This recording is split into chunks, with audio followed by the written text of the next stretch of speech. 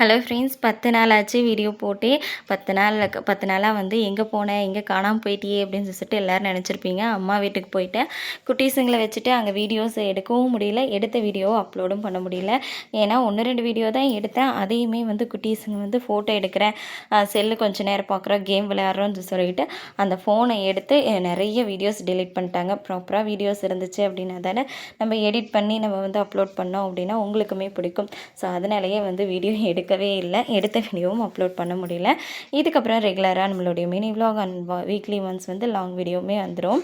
Tuesday evening வந்து night dinner ready பண்ணலக்கு start பண்ணிட்டேன். பட்டாணி இருந்துச்சு, சரி பட்டாணி கிரேவி மாதிரி ரெடி பண்ணிடலாம் அப்படின்னு சொல்லிட்டு தான் செய்யறதுக்கு ஸ்டார்ட் பண்ணிட்டேன்.